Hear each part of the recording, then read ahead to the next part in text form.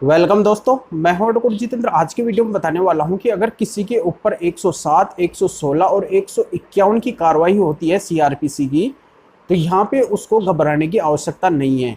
कई लोग यहाँ पे डर जाते हैं कि उसके ऊपर 107 की कार्रवाई होगी, 116 की कार्रवाई हो गई, उसको पुलिस 151 में उठा के ले गई, अब क्या होगा क्या नहीं होगा। इस सिचुएशन में वो क्या है, काफ़ी घबरा जाते हैं।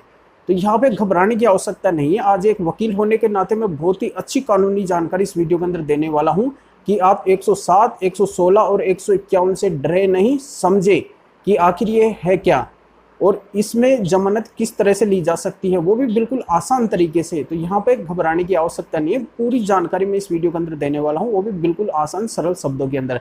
तो पूरा वीडियो देखिए, बिल्कुल अंत तक ये वीडियो देखिए।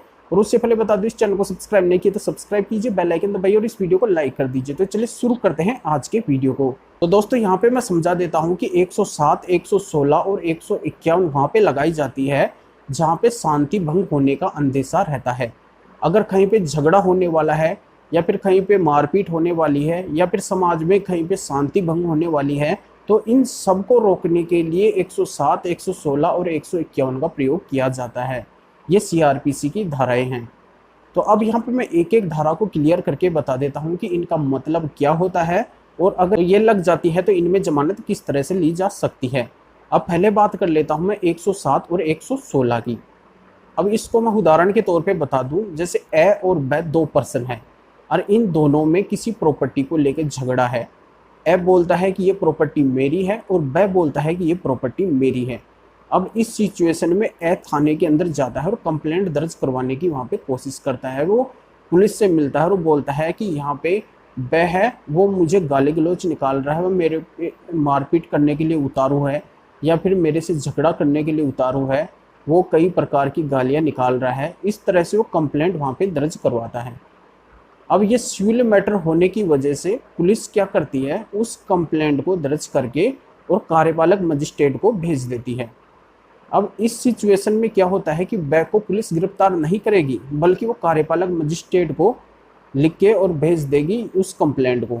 अब कार्यपालक मजिस्ट्रेट से बै के पास में नोटिस आएगा, उसमें लिखा होगा, वो जमानती नोटिस होगा कि ये आपके खिलाफ कंप्लेंट है, एन ने दर्ज करवाई है, तो यहाँ पे कोर्ट में उपस्थित हो और अपनी जमानत करवाई। अब बै क्या करेगा, कोर्ट जाएगा, वो एक जमानती लेके जाएगा। जमानती के पास में क्या क्या होने चाहिए, एक तो वैलिड आईडी कार्ड होना चाहिए, फ़ोटो होनी चाहिए और वैलिड यहाँ पे कोई जमाबंदी की नकल या फिर यहाँ पे कोई आरसी वगैरह ये भी होनी चाहिए उसके पास में। तो वो एक जमानती लेके जाएगा और कोर्ट में जाएगा। कोर्ट में जाके वकील के द्वारा और वो अपनी जमानत करवाएगा। तो इस तरीके से 116 और 107 इनके अंदर एक कार्रवाई होती है और इस तरीके से इसमें जमानत मिलती है। अब मैं बात कर लेता हूँ 151 की।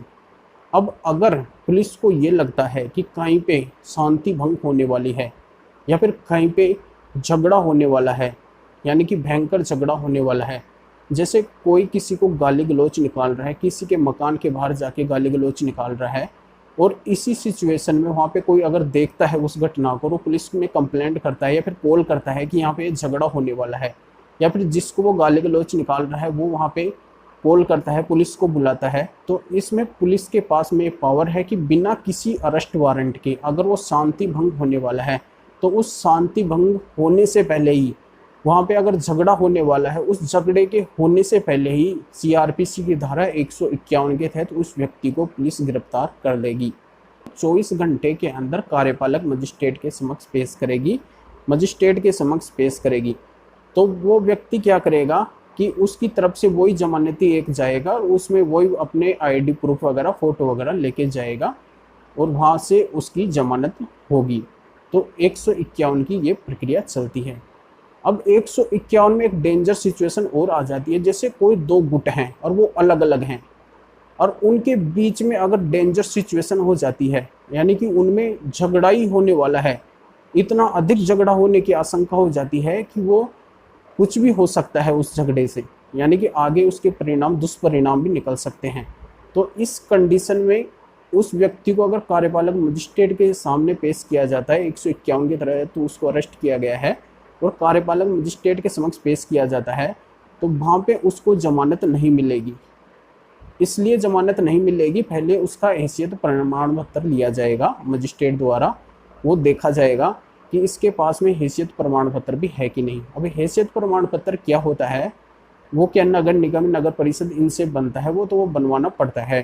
तो वो क्या है कि जिसके पास में प्रॉपर्टी है उसका ही हैसियत प्रमाण पत्र बनता है।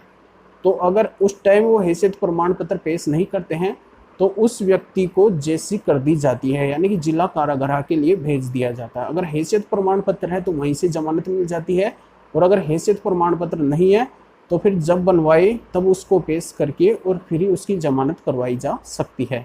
तो ये सारी प्रक्रिया इसके अंदर चलती है।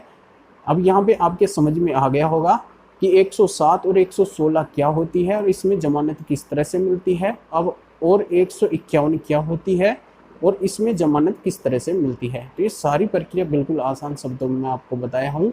ये सारी प्रक्रिया समझ में आई हो तो इस वीडियो को लाइक कर दीजिए। कोई बात पूछनी तो इस वीडियो कमेंट बॉक्स में मुझसे पूछ सकते हैं। फिर आगे मिलेंगे आपसे एक नए वीडियो नए टॉपिक साथ में। आप सभी को बहुत बहुत धन्यवाद।